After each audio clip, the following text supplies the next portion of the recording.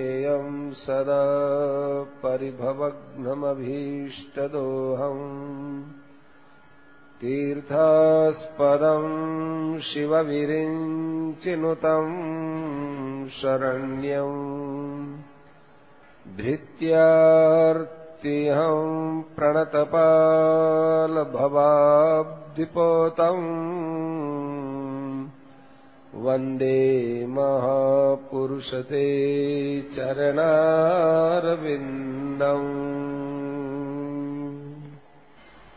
लेख है थोड़ा बड़ा है। मानव जीवन केवल भगवत प्राप्ति के लिए मिला है। इस विषय में कोई तो कहते हैं कि कलयुग के अंदर मुक्ति होनी बड़ी कठिन है। कोई कहते हैं कि कलयुग में मुक्ति तो होती है पर कई जन्मों की साधना करते करते करते करते होती है। कई कहते हैं कि गृहस्थ आश्रम में तो मुक्ति होने का प्रश्न ही नहीं है, गृहस्थ में मुक्ति होती नहीं। परंतु हमारे ये कोई बात बैठती नहीं है, क्योंकि इस विषय में गीता में, रामायण में, भागवत में बड़ी विलक्षणता से कल्याण की बातें बताई है। अपने लोगों के लिए इन शास्त्रों में बड़ी उत्तम बात बताई है। जो लोग ऐसी ऐसी बातें कहते हैं, उनका भी कहना अपने लिए एक प्रकार से सहायक ही है। क्यों कि जो कहते हैं कि 2-4 जन्मों में मुक्ति होती है, तो उनका कहना इस अंश में ठीक है कि जिस प्रकार से लोग धीरे धीरे कल्याण की तरफ चल रहे हैं, उसमें तो कई जन्म लगेंगे ही।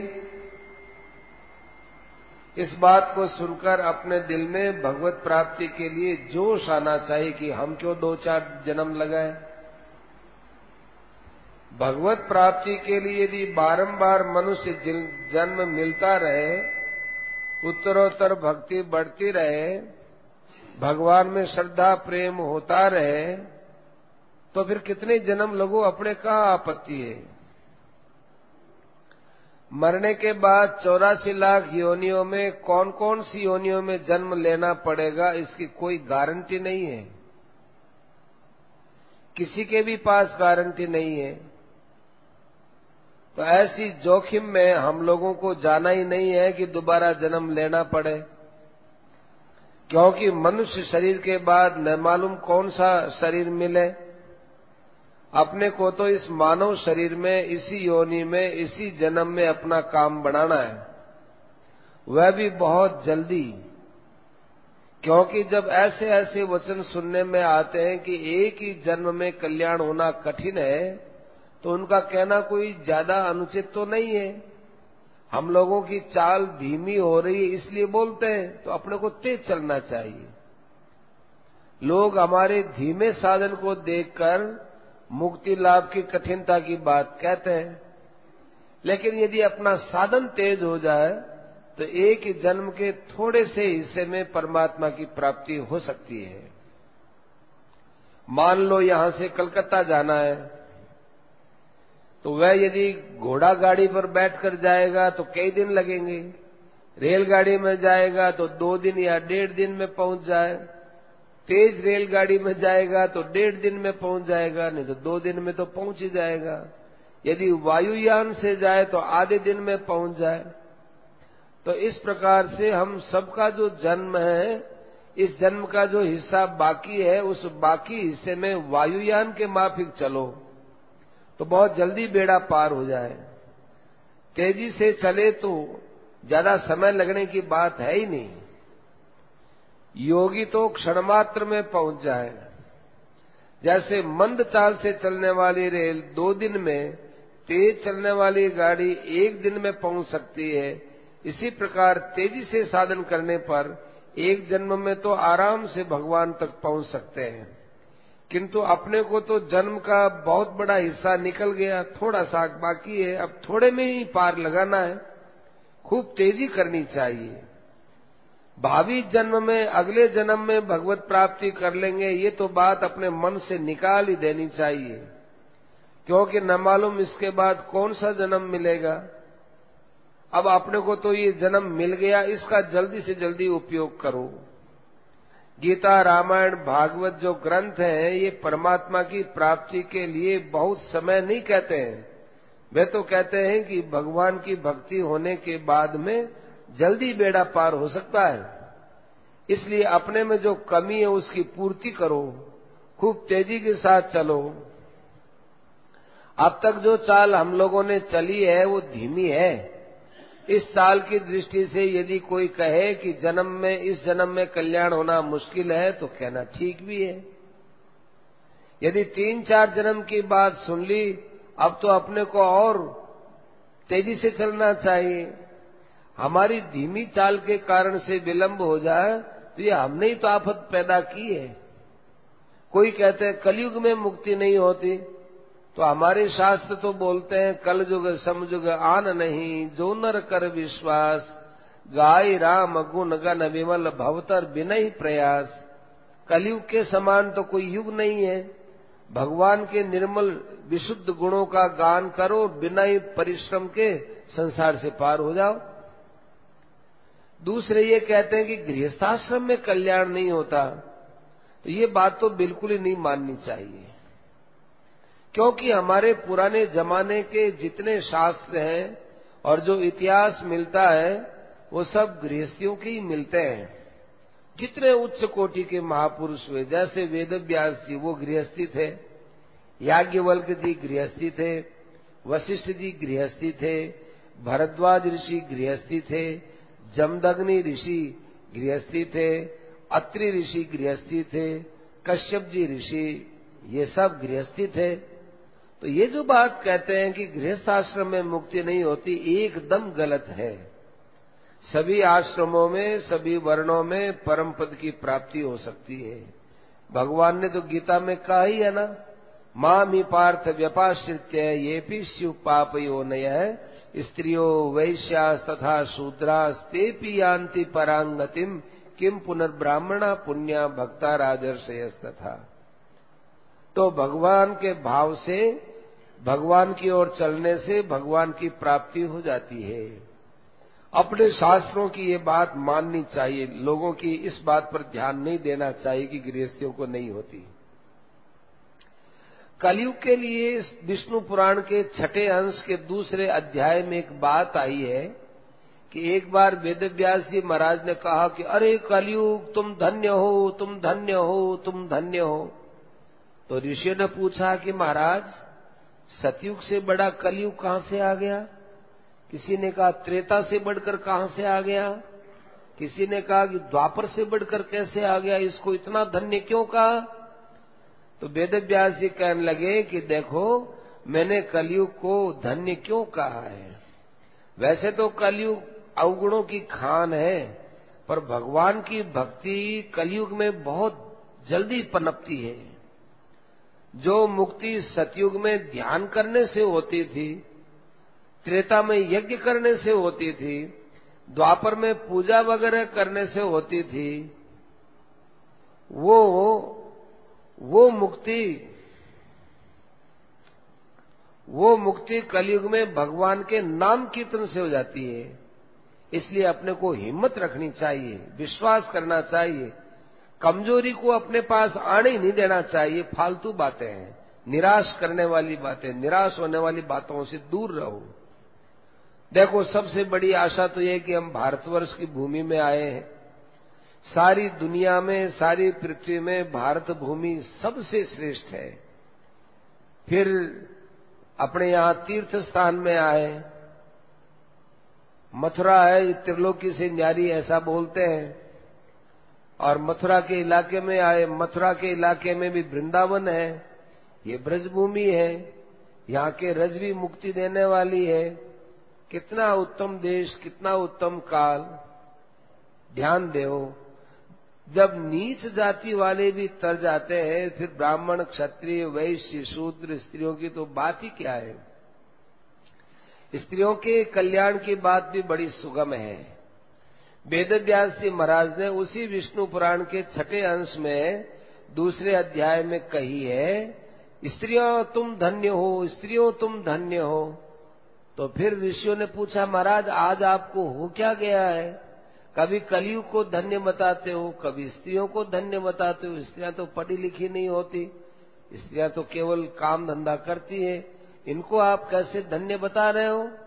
तो व्यास जी ने कहा कि देखो, स्त्रियों को धन्य इसलिए कहा है कि पुरुष वर्ग तो यज्ञ, दान, तप और नाना प्रकार का वेदाध्ययन, स्वाध्याय वगैरह करके परमात्मा को प्राप्त होते हैं, परंतु सुहागिनी स्त्रियां केवल मात्र पातिव्रत्य धर्म के पालन करने से उसी सिद्धि को प्राप्त हो जाती है। उनका लिए कल्याण कितना सुगम है, इसलिए स्त्रियों को मैं धन्य कह रहा हूं। पुरुषों को बहुत परिश्रम करके जो परमात्मा की प्राप्ति होती है, वह परम गति स्त्रियों को सुगमता के साथ पातिव्रत्य धर्म के पालन से मिल जाती है। तुलसीदास जी ने कितनी ऊंची बात कही, एक ही धर्म एक व्रत नेम, काय वचन मन पति पद प्रेम, बिनु श्रम नारी परम गति लई, पतिव्रत धर्म छाड़ी छल गई। स्त्रियों के लिए तो ज्यादा कोई बात है ही नहीं, एक ही व्रत है, एक ही धर्म, एक ही नियम है। शरीर से पति की सेवा करना, पति को नमस्कार करना, वाणी से सत्य बोलना, प्रिय बोलना, हितकर बोलना, प्यार भरा वचन बोलना, और मन से पति का हित चाहना, बस स्त्री का कल्याण हो गया। वह मन से, वाणी से, शरीर से पति के चरणों में प्रेम करे, क्योंकि स्त्री के लिए शास्त्रों में पति को तीर्थ बताया है। पति की सेवा है, ये व्रत है। पति ही साक्षात गुरु है और पति ही परमात्मा है। सब कुछ स्त्री के लिए पति ही है। ये बातें शास्त्रों में बताई गई हैं। तुलसीदास जी भी साफ कहते हैं कि नारी को चाहिए कि छल का त्याग करके अपने पातिव्रत धर्म का पालन करे, वो परम गति को प्राप्त होती है। परम गति कह दो, मुक्ति कह दो, परमात्मा की प्राप्ति कह दो, एक ही बात है। तुलसीदास जी महाराज, वेदव्यास जी महाराज, सब शास्त्र स्त्रियों का पूरा पक्ष लेकर के बोलते हैं। यह ठीक है। तो ये बात हमने पद्म पुराण में भी पढ़ी कि पातिव्रत धर्म की बड़ी महिमा बताई। पातिव्रत धर्म के प्रभाव से शुक्ला के यहां साक्षात ब्रह्मा जी आए, विष्णु आए, महेश आए, और उन्होंने मुक्ति प्राप्त की। शुक्ला ने केवल भगवान के दर्शन से मुक्ति हो जाती है, फिर साथ में शिव जी और ब्रह्मा जी चले आए तो मुक्ति में बाकी क्या रहा? पर पातिव्रत धर्म का पालन करने से परमात्मा के दर्शन हो जाते हैं। इसलिए यह बात सभी स्त्रियों और पुरुषों को समझना चाहिए कि ईश्वर की भक्ति से सबकी मुक्ति होती है, चाहे कोई भी क्यों न हो। सुहागिनी स्त्री के लिए तो दो अवसर मिल गया, एक तो पातिव्रत धर्म और एक ईश्वर की भक्ति। कहना ही क्या है। विधवा के लिए तो एक ही काम करना, अब क्या? ईश्वर की भक्ति, क्योंकि पति तो चले गए, अब केवल ईश्वर की भक्ति। ईश्वर की भक्ति से मुक्ति होती है। कोई कहते हैं कि स्त्रियां तो पढ़ी लिखी नहीं होती, शास्त्र नहीं पढ़ती और बिना ज्ञान के मुक्ति नहीं होती, तो स्त्रियों की मुक्ति कैसे हो जाती है? तो भाई भगवान कहते हैं जो हमारी भक्ति में लगा रहता है उसको ज्ञान हम खुद देते हैं। तेषाम सतत युक्ता नाम भजताम प्रीति पूर्वकम ददामि बुद्धि योगम तम येन माम उपयांति ते। जो प्रीति पूर्वक मेरा भजन करते हैं उनको वह बुद्धि व ज्ञान देता हूं जिससे मेरी प्राप्ति हो जाती है। तो भगवान की कृपा से सब हो जाता है, चाहे स्त्री हो चाहे पुरुष हो। वेदव्यास जी ने चलते फिर वहीं कह दिया, चंडालो तुम धन्य हो, चंडालो तुम धन्य हो, चंडालो तुम धन्य हो। तो फिर पूछा, महाराज ये चंडालों को बताया, हम लोग बैठे हुए हमको नहीं बताया? तो कहते हैं कि भाई चंडाल जो भक्ति करता है वो भगवान को बहुत प्यारा लगता है। जो ब्राह्मण भक्ति नहीं करता और चंडाल भक्ति करता है, मुझे ब्राह्मण से बढ़कर चंडाल अच्छा लगता है, ये बात भागवत में भी आती है। देखो, भक्ति करने से निषाद राज, भक्ति करने से भील, भक्ति करने से शबरी, भीलनी, सबका उद्धार हो गया। शास्त्रों में उदाहरण भी मिलते हैं, आज्ञा भी मिलती है, विधि वाक्य भी मिलते हैं। और शास्त्रों में ऐसी कोई बात नहीं जिसमें जरा सा भी कोई पोल की बात हो, संदेह की बात हो, ऐसी कोई बात नहीं। जब नीच पुरुष का उद्धार हो जाता है, फिर ब्राह्मणों का, क्षत्रियों का, इनका तो कहना ही क्या है। किम पुनः ब्राह्मणा पुण्या भक्ता राजर्षेस तथा। मतलब ये है कि पुण्यात्मा ब्राह्मण, राजर्षि क्षत्रिय को मेरी शरण आने पर परम गति मिल ही जाती है। इसमें ज्यादा कहने की भी कोई बात नहीं। जब नीच जाति वालों को भगवान की शरण लेने से मुक्ति मिल जाती है, मिलती है और मिली है, तो फिर स्त्रियों को परम गति मिलती है, शूद्रों को परम गति मिलती है, वेश्यों को परम गति मिलती है। इसमें कौन सा आश्चर्य है। यहां तक कि अति नीच को भी भगवान की भक्ति के प्रभाव से, भगवान की शरण ग्रहण करने से मुक्ति मिल जाती है। फिर ब्राह्मण क्षत्रियों की बात ही क्या है। मुक्ति पाने वाले बहुत से ब्राह्मणों, क्षत्रियों की कथाएं शास्त्रों में मिलती है जो भगवान को प्राप्त हो गए। स्वयं भगवान गीता में अर्जुन से कहते हैं कि मैंने तुम्हारे प्रति जो योग का वर्णन किया है उसको राजर्षि लोग जानते थे। कर्मणि भी संसिद्धिम आस्थिता जनकादय। ये जनक वगैरह जितने बड़े बड़े राजर्षि लोग हुए वो कर्मों के द्वारा सिद्धि को प्राप्त हो गए। राजा जनक जी तो प्रसिद्धि हैं, जिनके पास सुखदेव जी जैसे लोग ज्ञान के लिए आया करते थे। इसलिए अपने मन में दृढ़ निश्चय रखना चाहिए कि परमात्मा की प्राप्ति बहुत जल्दी और थोड़े समय में हो सकती है। ये निश्चय रखना चाहिए। इस बात पर विश्वास नहीं है, इस कारण से हम लोगों को देरी होती है। इसमें बहुत काल की आवश्यकता नहीं है, साधन तेज होना चाहिए। वर्तमान में जैसा साधन करते हैं बहुत धीमा है। तेजी के साथ चलो, जोश के साथ चलो, श्रद्धा पूर्वक चलो, विश्वास के साथ चलो। जब मानव शरीर का मौका ही मिल गया है तो अब फिर इस मौके को क्यों आप टाड़ो। ये हम खुद जान करके मुश्किल खड़ी करते हैं। अपने को तो कमर कसकर खूब तेजी के साथ चलना चाहिए और इस जीवन के थोड़े से समय में परमात्मा को प्राप्त करके शेष समय को दुनिया की सेवा के लिए, उद्धार के लिए समर्पण करना चाहिए। जैसे तुलसीदास जी महाराज कितने उदार थे। हमारे सिद्धांत के अनुसार, शास्त्र के अनुसार उनका उद्धार तो हो ही गया, किंतु उन्होंने जिस प्रकार से रामायण, विनय पत्रिका आदि बहुत से ग्रंथ बनाए, उन ग्रंथों के प्रभाव से मनुष्यों का उद्धार हुआ है और होता ही रहेगा। तुलसीदास जी संत वे, अपना उद्धार किया, दूसरों का किया और करते ही रहेंगे। तो हम लोग यदि भगवान की कृपा का आश्रय लेकर कोशिश करें तो क्या हम लोग तुलसीदास जी के समान दूसरों का उद्धार नहीं कर सकते। हमारी तो और धारणा है कि अपने यदि तेजी के साथ साधन करें तो उनसे भी बढ़कर हो सकते हैं। आश्चर्य की बात नहीं है, असंभव भी नहीं है, किंतु मन में कमजोरी ले आते हैं, अपने आप ढिलाई ले आते हैं, तो फिर उद्धार में कमी रह जाती है। भगवान ने अर्जुन को जोश दिलाते हुए कहा, तम विद्या दुख संयोग वियोगम योग संगीतम स निश्चयेन योगतव्यो योगो निर्विण्ण चेतसा। उस योग को जो महान सुख की प्राप्ति कराने वाला है, भारी से भारी विपत्ति आ जाए तो भी वो विचलित न हो, उस योग को अनिर्विण्ण चेतसा, उगताए बिना लग जाना चाहिए। ऐसे जो चलता है वो वास्तव में परमात्मा को प्राप्त होता है। महर्षि पतंजलि भी कहते हैं, तीव्र संवेगानाम आसन्न।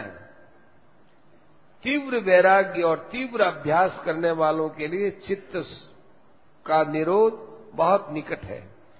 तीव्र संवेगानाम आसन्न है।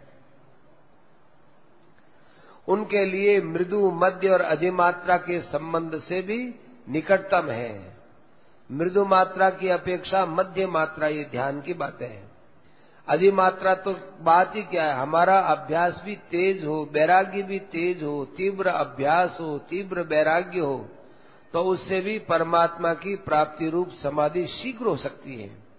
उनके सिद्धांत में निर्बीज समाधि है, वही उनकी मुक्ति है। तो जीव इस प्रकार करने से मुक्त हो जाता है, कृतकृत्य हो जाता है। उस समाधि के साथ साधन और तीव्रतर हो जाए और जल्दी काम हो जाए तो फिर बात ही क्या है। मृदु मात्रा तीव्र है, मध्य मात्रा तीव्रतर है और अधिमात्रा तीव्रतम को बोलते हैं। उससे बढ़कर कोई गुंजाइश नहीं है। संसार से खूब वैराग्य रखो, तेजी का वैराग्य रखो, ये आपके बहुत काम आने वाली चीज है। परमात्मा की प्राप्ति में वैराग्य बहुत जल्दी सहायक होता है। तीव्रतर हो जाए तो कहना ही क्या है, तीव्रतम में तो बस क्या बताएं। अब वैराग्य की मात्रा को और हम कैसे बताएं। जैसे जड़ भरत जी का वैराग्य था, जैसे सुखदेव जी महाराज का पहले तीव्रतर था और फिर तीव्रतम हो गया। तीव्रतम होता ही परमात्मा की प्राप्ति होती है। जनक जी के यहां जब वे गए तो कितना तीव्रतर उनमें वैराग्य रहा। यह कथा महाभारत के शांति पर्व में आती है। सुखदेव जी जब जनक जी के यहां गए तो राजा जनक ने सुंदर युवा जवान स्त्रियों को हुक्म दिया कि जाओ तुम सुखदेव जी की सेवा करो, सुखदेव जी की परीक्षा करो। वो गए, सुखदेव जी की सेवा की, सुखदेव जी के शरीर पर उपटन लगाया, उनको स्नान कराया, उनके बढ़िया बढ़िया कपड़े पहनाए। उसके बाद राजा ने स्त्रियों से पूछा क्या बात है जी। तो उन्होंने कहा क्या कहे महाराज, इनमें तो इतना तीव्र वैराग्य है, उनका किसी क्रिया पर ध्यान ही नहीं है, क्रिया करने का उन पर कोई असर भी नहीं होता। हम निलावें तो क्या, न निलावें तो क्या, कोई असर नहीं है। अब आप ध्यान दें कि स्त्रियों ने सुखदेव जी का वैराग्य किस प्रकार से बतलाया। वो फिर आगे कहने लगी कि हे महाराज, सुखदेव जी का हाथ जैसे लकवे वाले का हाथ इधर रखा तो क्या, उधर रखा तो क्या, उनके तो कोई चेष्टा ही नहीं है। स्त्रियों ने अपनी मर्जी से सेवा की। उसके बाद राजा जनक उनसे मिले और राजा जनक ने सुखदेव जी से पूछा, बोलो सुखदेव जी कैसे आए। सुखदेव जी ने कहा मैं आपसे उपदेश लेने आया हूं, ज्ञान सीखने आया हूं। राजा ने कहा तो मैं क्या कहूं, आप तो मुझसे भी बढ़कर के हैं, आप बहुत उच्च कोटि के हैं, मैं आपको क्या ज्ञान दूं, क्योंकि आपके पास तो वैराग्य है, इतना बड़ा वैराग्य है, मैं आपको क्या शिक्षा दूं। तो जनक जी के पास भी उत्कट वैराग्य के सामने ज्ञान देने की हिम्मत नहीं हुई। योग वासिष्ठ में भी सुखदेव जी की कथा आती है, उसमें थोड़ा फर्क आता है। वहां स्त्रियों की बात नहीं आती है, वहां इस प्रकार से कथा आती है कि राजा जनक को चौकीदारों ने, संतरियों ने कहा कि महाराज आपसे मिलने के लिए वेद व्यास जी का पुत्र सुखदेव आया है, क्या करना चाहिए। राजा ने कहा उसको खड़े रहने दो। आदेश के अनुसार सुखदेव जी 7 दिन तक खड़े रहे। 7 दिन के बाद राजा ने पूछा, सुखदेव जी आए थे, उनका क्या समाचार है, वो खड़े ही हैं कि बैठे हैं कि सोए हैं कि प्रसन्न है कि नाराज है कि क्या है। संतरियों ने कहा कि वो तो खड़े हैं। अरे खड़े तो है, उनकी मुद्रा देखो, उनके चित्त पर क्या असर पड़ा कि महाराज वो वैसे ही मुस्कुराते हुए आए और मुस्कुराते हुए खड़े, कोई उनके ऊपर असर नहीं पड़ा, कोई विकार नहीं है। नहीं नहीं, अच्छी तरह से देखो, कहीं क्रोध तो नहीं आया है। संतरियों ने कहा महाराज बड़े शांत चित्त से आए थे, वैसे ही खड़े, वैसे ही प्यार से हमको पहले बोलते थे, प्यार से अभी भी बोलते, बोलने पर वही प्यार है, नहीं तो क्रोध की भाषा तो और होती है। राजा ने कहा फिर देख के आओ। तो फिर देख के आए कि महाराज बिल्कुल प्रसन्न है, अच्छा तो उन्हें अंदर लेके आओ। संतरी भीतर लेके आया। राजा ने कहा कहिए महाराज कैसे आए। सुखदेव जी बोले, मैं आपके पास ज्ञान सीखने आया हूं। राजा ने उनसे ज्ञान की चर्चा की, सच्चिदानंद परमात्मा की निर्गुण निराकार की बातें सुनाई। सुखदेव जी ने कहा कि देखिए महाराज, ब्रह्म के विषय में जो बात आपने कही है उसको तो मैं आपकी कृपा से जानता हूं, परंतु मेरे पिताजी ने यह उपदेश दिया था जिसे आपने कहा, किंतु मुझे वो परम शांति नहीं मिली है। परम शांति मिलनी चाहिए, उपदेश तो मैं भी देता ही हूं और सुनता भी हूं। राजा ने कहा, आपको जो शंका हो रही है कि मुझको अभी कुछ और जानना है और करना है, यही कारण है कि आपको शांति नहीं मिली। अब आपको करना जानना कुछ नहीं है, आप एकांत में जाकर ध्यान लगाइए, बस इतनी बात बाकी है। आप हमारे पास आए हैं, किंतु मैं समझता हूं आप मुझसे श्रेष्ठ हैं, कारण कि मुझ में भीतर से तो वैराग्य है, किंतु बाहर से अभी मैं वैराग्य को कर नहीं सकता हूं, क्योंकि राज्य का संचालन करता हूं। पर आपके तो भीतर भी वैराग्य है, बाहर भी वैराग्य है, उपरति की तो कोई सीमा ही नहीं है, इसलिए आप मुझसे हर दृष्टि से श्रेष्ठ हैं।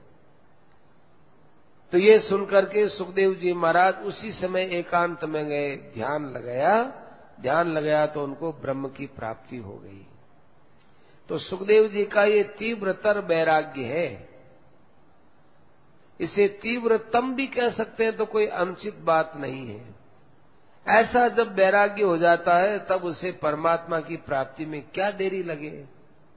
हम लोगों को ऐसी ऐसी कथानकों, ऐसी ऐसी कथाओं से ये शिक्षा लेनी चाहिए कि अपने अंदर वैराग्य की ज्वाला जगती रहनी चाहिए। अरे तीव्रतम नहीं हो तो कम से कम तीव्र तो हो जाए। तीव्र वैराग्य नहीं होगा, केवल बातों ही बातें होगी तो कोई लाभ नहीं होगा। अभ्यासेन तो कौन्तेय वैराग्येन च गृह्यते। ये मन है, तीव्र अभ्यास से और वैराग्य से वश में किया जाता है, बस फिर अपना काम हो गया। योग के साधन से भी परमात्मा की प्राप्ति हो जाती है, ज्ञान के साधन से भी होती है, भक्ति के साधन से भी होती है। कलयुग में भक्ति के साधन से तो और भी सुगमता होती है। तेषाम अहम समुद्धरता मृत्यु संसार सागरात भवामि न चिरात पार्थ मैया बेशित चेतसाम। जिन्होंने अपना चित्त मुझ में लगा दिया है, उनका मृत्यु रूप संसार सागर से शीघ्र उद्धार मैं करता हूं, विलंब नहीं होने देता, अविलंब करता हूं। और पापी के लिए भगवान ने कह दिया, अपिचेत सुदुराचारो भजते माम अनन्य भाग साधुरेव समन्तव्य सम्यक व्यवसितो ही सह क्षिप्रम भवति धर्मात्मा। दुराचारी से दुराचारी व्यक्ति भी अनन्य भक्त होकर मेरी भक्ति करता है तो वो शीघ्र ही धर्मात्मा हो जाता है और उसको शांति मिल जाती है। हम लोगों में से जो अतिशय पापी है उसका उद्धार आराम से हो सकता है, परंतु इस बात के लिए निश्चय करें कि भविष्य में पाप तो करेंगे ही नहीं और भगवान का भजन कभी छोड़ेंगे ही नहीं। अनन्य भक्त बन जाएंगे तो हमारा उद्धार हो सकता है। गवर्नमेंट के राज्य में ऐसा कानून है कि गवर्नमेंट के विरुद्ध कार्रवाई करने वाले, गवर्नमेंट के कानून को तोड़ने वाले, गवर्नमेंट के विरुद्ध चलने वाले को गवर्नमेंट पकड़ लेती है और थोड़ा विरुद्ध चलने के बाद कैद कर देती है, ज्यादा विरोध करने पर फांसी दे देती है। किंतु साथ साथ में एक कानून और है, उसके आधार पर अपराधी गवर्नमेंट से माफी मांग ले और भविष्य में ऐसा काम नहीं करे, ऐसा कह दे, गवर्नमेंट के विरुद्ध नहीं चलूंगा, ऐसा बोल दे, ऐसा लिख दे, तो सरकार भी उसको माफ कर देती है। अरे जब यहां की सरकार माफ कर देती है तो फिर बताओ, भगवान तो क्षमा के सागर हैं, उनको तो क्षमा करने में आनंद का अनुभव होता है। फिर भगवान से क्षमा मांग लो, भगवान के शरण हो जाओ तो भगवान उसे क्षमा करके अपना बना लेते हैं। फिर हम तो भगवान के विरुद्ध हुए ही नहीं।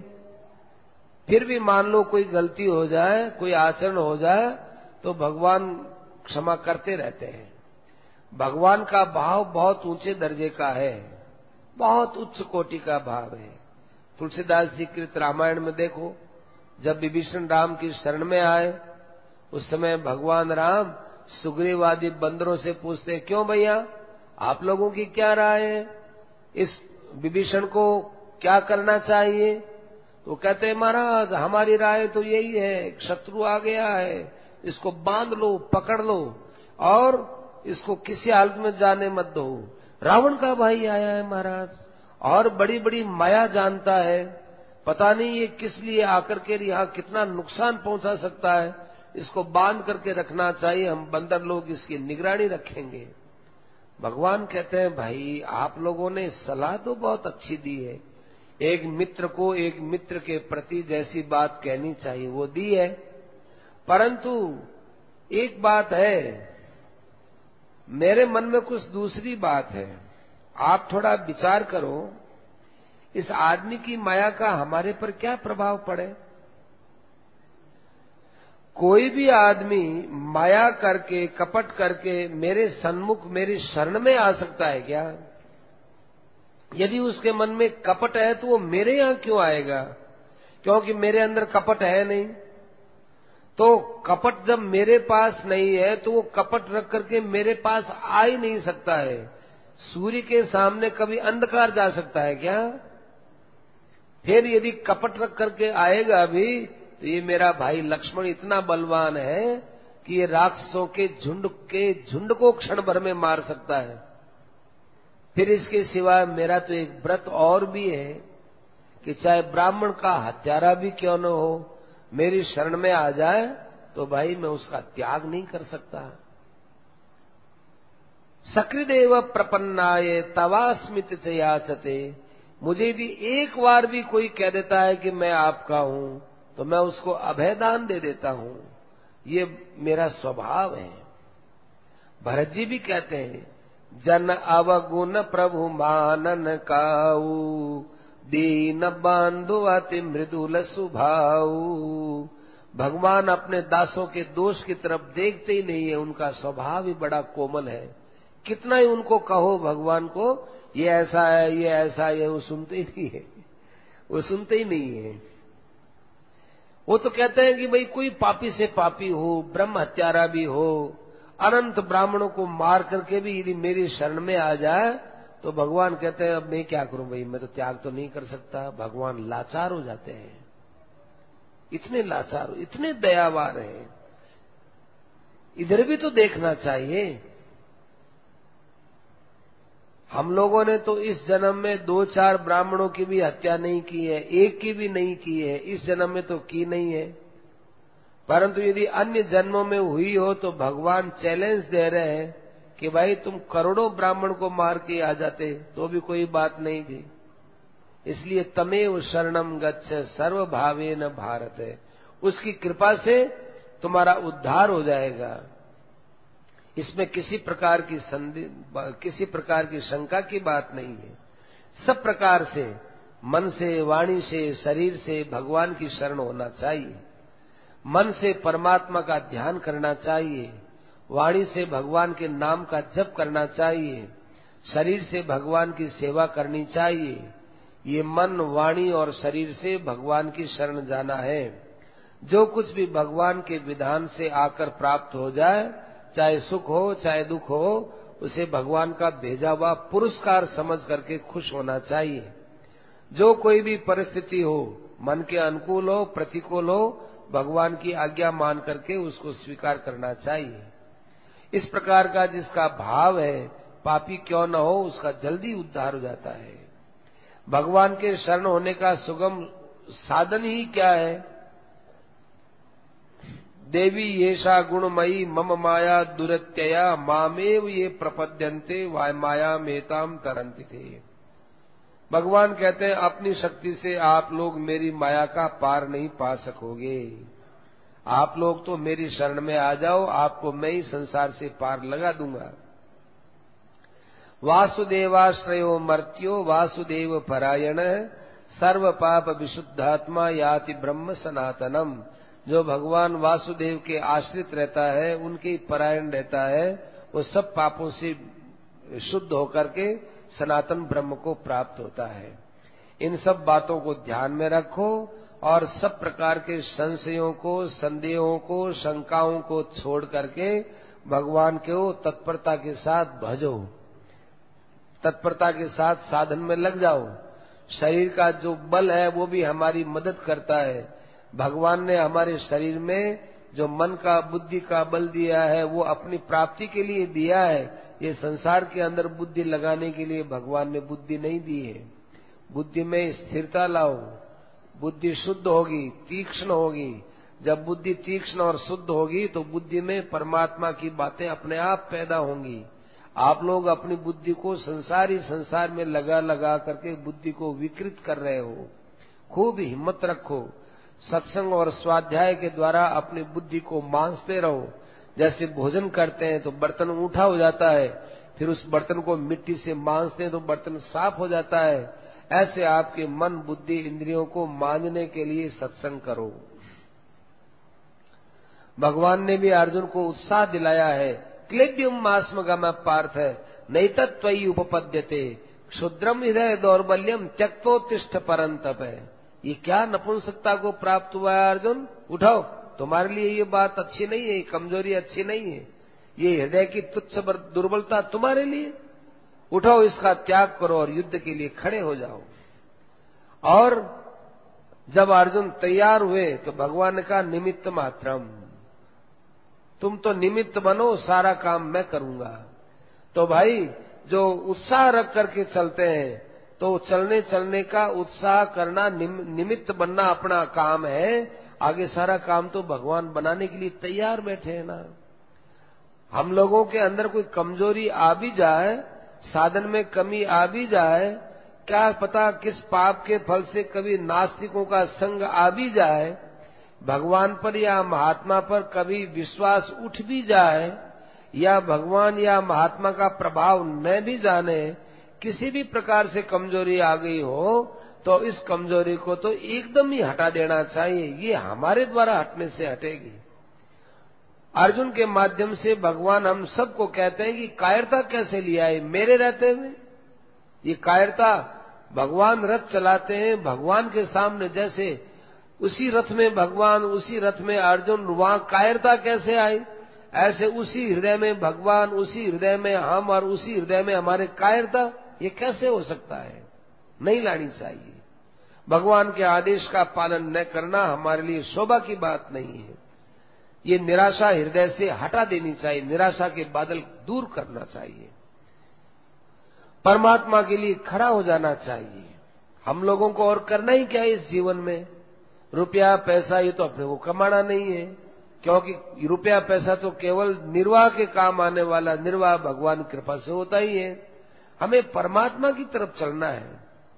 इस शरीर के भीतर अपना स्वरूप आत्मा है, जिसके विषय में अभी सुन चुके हैं।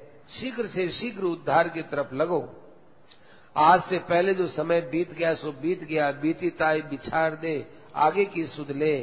पाए परम पद हाथ सुजात गई सो गई, अब राख रही को। पाया हुआ परम पद अब हमारे हाथ में आ रहा है, चला गया सो चला गया, उसकी बात करनी बेकार है। आत्मा का उद्धार तो 1 महीने में हो सकता है, नहीं हम कहते हैं 1 दिन में हो सकता है, नहीं 1 मिनट में हो सकता है, नहीं मरने का समय हो तो 1 क्षण में हो सकता है। प्राण जाने के समय में भगवान की स्मृति आई, पापों का नाश हुआ, परमात्मा की प्राप्ति हुई और उसका 1 क्षण में जीवन सफल हो सकता है। चिंता किस बात की करते हो? हम लोगों को परमात्मा की प्राप्ति जल्दी करने के लिए खूब चेष्टा करनी चाहिए। जीते जी कर ले, हम जीते रहे तो हमारे जो भाई हैं, मित्र हैं, कुटुंबी हैं, हमसे प्रेम रखने वाले लोग हैं, उनका भी हमारे संग से कोई उपकार हो जाए, सेवा हो जाए तो अच्छी बात है। नहीं तो मृत्यु के समय में भी चाहेंगे तो 1 क्षण में कल्याण तो हो जाएगा, पर वो कल्याण अपना ही होगा, हम दूसरे की सेवा नहीं कर पाएंगे। जब मनुष्य अपने शरीर से हजारों लाखों का कल्याण कर सकता है तो एक अपनी आत्मा के कल्याण के लिए ही चिंता करके फिर क्या बड़ी बात हुई। आपको ये विचार करना चाहिए कि इतना समय जो बीत गया, अभी तक हमने क्या किया। रोज इस विषय में सोचना चाहिए कि आज हम मर जाएं तो हमारे साथ क्या पल्ले बंधेगा। यदि विशेष कुछ नहीं किया, अपना समय यूं ही बर्बाद चला गया, तो खूब खूब जो है मन से व्यथित होकर के रोना चाहिए और एक कंजूस आदमी की तरह एक एक क्षण को मूल्यवान समझ करके व्यर्थ के काम से हटाकर सार्थक काम में लगाना चाहिए। इस विषय में किसी की भी शर्म रखनी चाहिए, किसी की भी शर्म नहीं रखनी चाहिए, किसी का भी भय नहीं मानना चाहिए। किसी के भय से, किसी के लोभ से, किसी बे काम से, किसी मोह से, किसी की शर्म से दबाव में आकर यदि हमने एक क्षण भी व्यर्थ लगा दिया तो ये हमारी बड़ी भारी गलती हो जाएगी। क्यों लगावे हमको, किस बात का डर भाई? कौन हमारा क्या करेगा? कि जी कोई आया, हमने उससे बात नहीं की तो वो बुरा मानेगा, तो मानो, भगवान की बात चला लो। भगवान की बात चलने पर वो नहीं माने तो हम क्या करें? उसमें यदि वो नाराज होता है तो हो जाने दो। थोड़ा सा भी समय यदि कम रह जाएगा तो भाई फिर हमको यहां जन्म लेना पड़ेगा, कितना माता के कष्ट पेट में आना पड़ेगा, कष्ट पाना पड़ेगा। इसलिए जरूरी काम को कैसे भूल रहे हैं, ये खूब याद रखना चाहिए। ये जरूरी काम हमारे चित्त से उतर क्यों रहा है? सृष्टि में असंख्य असंख्य जीव हैं, उनमें एक जीव हम भी हैं। उन असंख्य कोटि के जीवों में असंख्य कोटि के जीवों में सारी पृथ्वी में 3 अरब से ज्यादा मनुष्य नहीं है। मनुष्य के अलावा पशु हैं, पक्षी हैं, कीट पतंग हैं, इनकी तो मुक्ति हो नहीं सकती। अब 3 अरब के अंतर्गत हम सब हैं। अब ध्यान देना चाहिए कि कितने प्राणियों में मनुष्यों की संख्या तो बहुत कम है। 3 अरब कोई बड़ी बात थोड़ी है। तो इन प्राणियों को तो कितनी बार शरीर मिलता है, हमको मानव शरीर बड़ी मुश्किल से मिला है। ये मौका यूं ही थोड़ी मिल जाएगा। यदि नहीं मिला तो क्या करना चाहिए? इस मौके को काम में ले लो।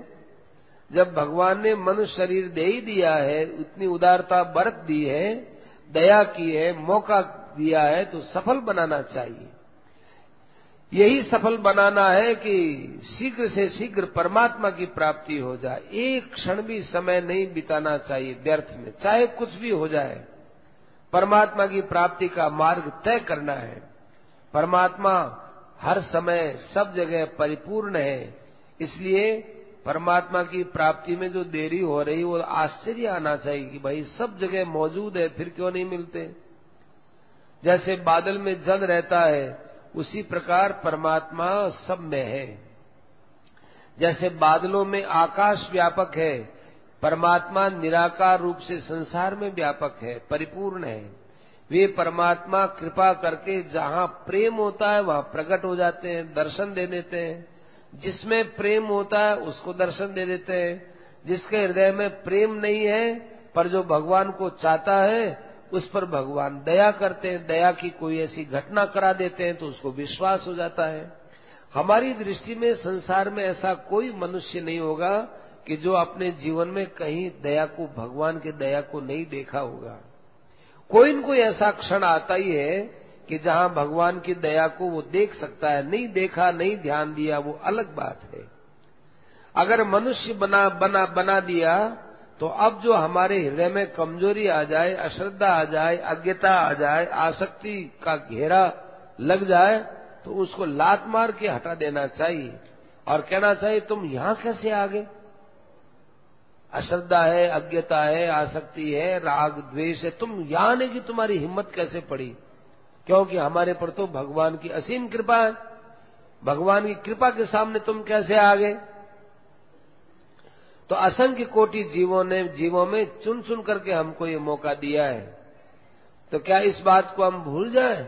भगवान की दया को, प्रेम को, उपकार को हम भूल करके भी कृतज्ञ बने तो ये कभी नहीं हो सकता। भगवान भी हमसे आशा रखते हैं, क्योंकि आशा रखकर ही तो उन्होंने हमें मनुष्य शरीर का मौका दिया है। मनुष्य शरीर को देकर मौका दिया, दिन में रात में जब इस बात की तरफ ख्याल आ जाए हमको सावधान होना चाहिए। अपना साधन तो ठीक चल रहा है ना, इस विषय पर जागरूक रहना चाहिए। जहां हमारी बुद्धि जाए, मन जाए, वहां सबसे पहले ये देखो कि यहां हमारा मन गया, बुद्धि गई, तो यहां भगवान की तरफ गई है कि संसार की तरफ गई है? यदि संसार की तरफ गई है तो भगवान के स्वरूप का वहां पर चिंतन करो। बुद्धि से हर समय निश्चय रखना चाहिए कि परमात्मा है, सब जगह है, भगवान की हमारे पर पूर्ण कृपा है, हमारे सिर पर हाथ है, हमारे दाएं बाएं आगे पीछे सिवाय भगवान के कुछ नहीं है। भगवान मिलेंगे, अवश्य मिलेंगे, क्योंकि जो कुछ हमारे जीवन का ये आयोजन हो रहा है, यह आयोजन भगवान की प्राप्ति के लिए ही हो रहा है। उत्तम देश, उत्तम काल, उत्तम जन्म, उत्तम जाति, उत्तम धर्म, उत्तम संग, ये सब पाकर के हमको यदि भगवान की आशा ही नहीं हुई तो क्या लाभ हुआ? ये इतना सब कुछ उत्तम वातावरण मिला है, ये भगवान की कृपा से मिला है, हम ध्यान नहीं देते हैं, भगवान की दया को और प्रेम को ठुकराते हैं, ये हमारी मूर्खता है। भगवान दया करके हमारे मस्तक पर हाथ रखते हैं और हम कहते हैं कि अपना हाथ हटा लो, कैसी मूर्खता है। भगवान सब प्रकार से तजवीज करके जो ऐसा अवसर दिया है, यही भगवान का हमारे सिर पर हाथ है। और हमको किसी बात की चिंता नहीं करनी चाहिए। भगवान का अपने मस्तक पर हाथ समझ करके क्षण क्षण में मुग्ध होना चाहिए और नेत्र जहां जाए वहां भगवान का दर्शन करना चाहिए। जैसे सोने के आभूषण है, गहने हैं, उनमें सोने को देखने वाला सोना ही देखता है, वो नाम और रूप को ज्यादा महत्व नहीं देता है, वो मूल सोना देखता है। इसी प्रकार संसार में भगवान को ही देखना चाहिए, क्योंकि मूल्यवान तो भगवान है।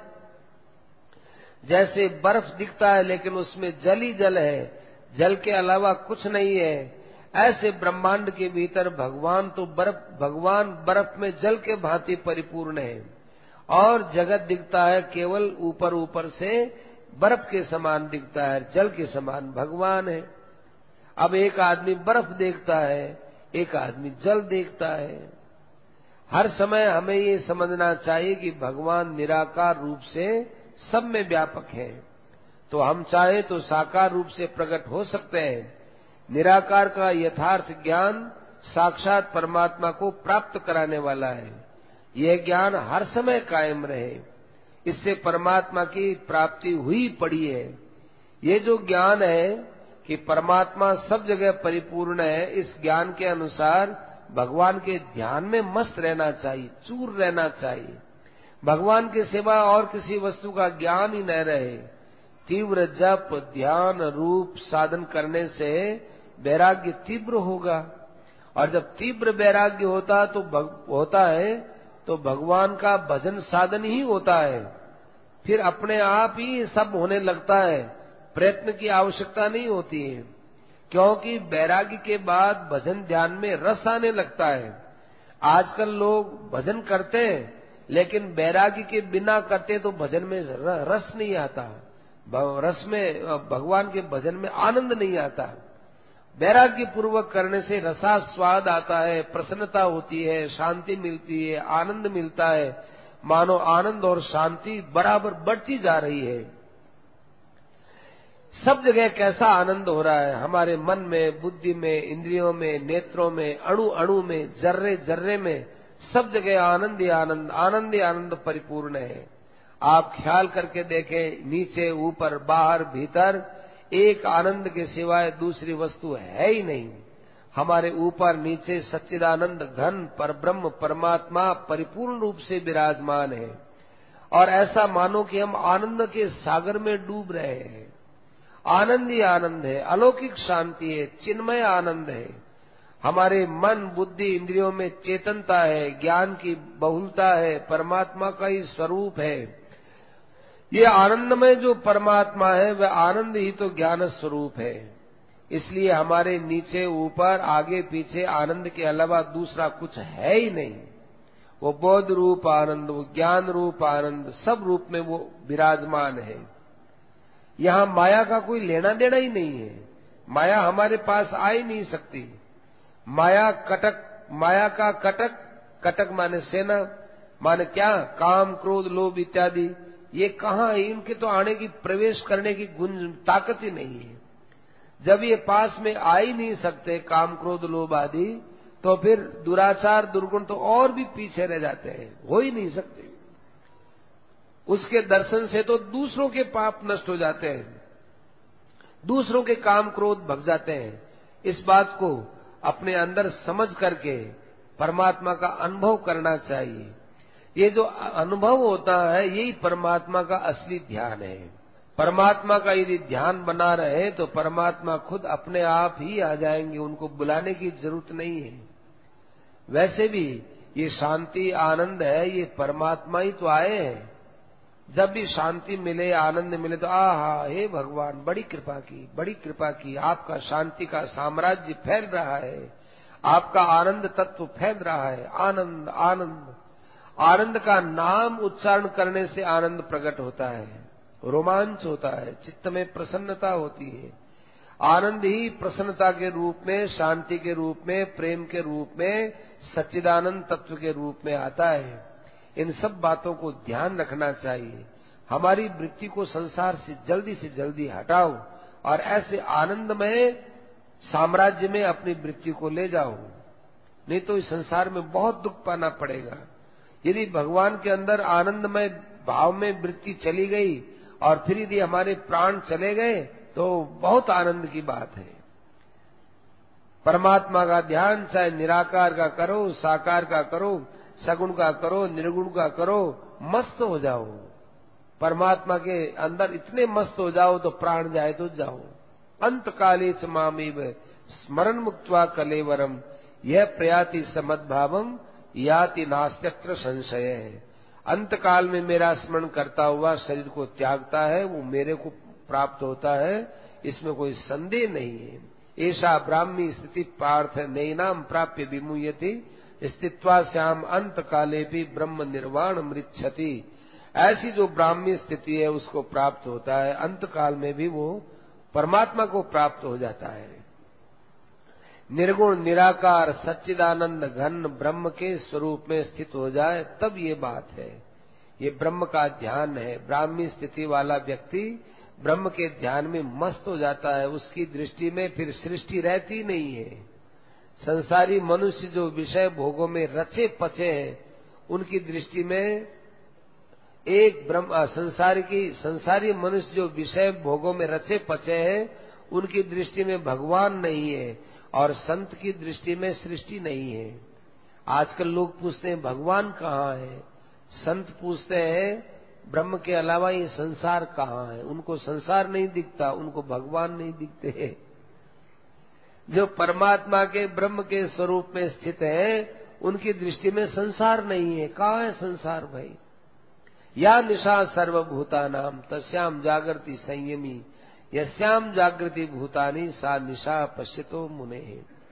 इसी प्रकार से भगवान के सगुण साकार का, भगवान रामचंद्र जी का, विष्णु भगवान का, श्री कृष्ण जी का ध्यान करते हुए मृत्यु हो जाए तो वही बात है। भगवान के ध्यान का अभ्यास करता है, उसकी अंतकाल में ऐसी स्थिति अवश्य होती है। सादि भूतादि दैवम माम सादि यज्ञंच ये विदु प्रयाण काले पिचमाम ते विदुर युक्त चेतसे। अधिभूत अधिदैव अधियज्ञ के सहित जो मुझे जानता है वो परमात्मा ही है। वासुदेव सर्वम, सब कुछ परमात्मा ही है। इस प्रकार से जानता है, अनुभव करता है, वो मुझे प्राप्त हो जाता है। अंत काल में अनुभव करने से समझो कि वो मुझे ही प्राप्त होकर मेरे अंदर लीन ही हो जाता है। तो एक प्रकार से परमात्मा के स्वरूप में ही उसकी स्थिति हो गई। ये हरदम ऐसी स्थिति रहनी चाहिए। ऐसी स्थिति हर समय रखने से निश्चित कल्याण होता है। ओम शांति शांति शांति। एयं सदा परिभवग्नमभीष्टदोहम् तीर्थास्पदं शिवविरिञ्चिनुतं शरण्यं भृत्यार्तिहं प्रणतपालभवाब्धिपोतम्